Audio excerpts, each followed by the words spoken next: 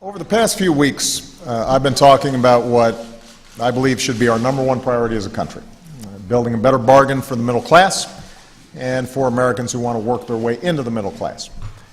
At the same time, I'm focused on my number one responsibility as Commander-in-Chief, and that's keeping the American people safe. And in recent days, we've been reminded once again about the threats to our nation.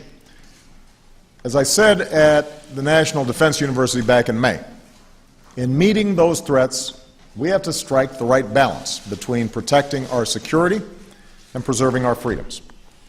And as part of this rebalancing, I called for a review of our surveillance programs. Unfortunately, rather than an orderly and lawful process to debate these issues and come up with appropriate reforms, repeated leaks of classified information have initiated the debate in a very passionate but not always fully informed way. Now, keep in mind that as a senator, I expressed a healthy skepticism about these programs.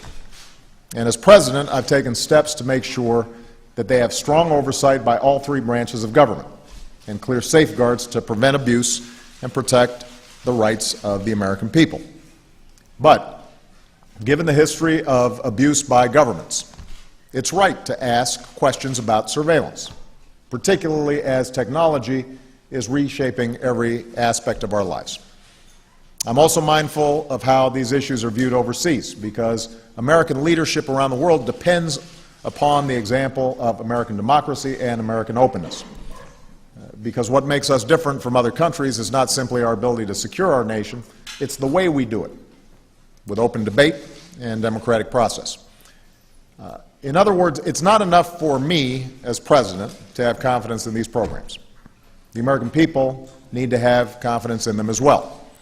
And that's why over the last few weeks I've consulted members of Congress who come at this issue from many different perspectives.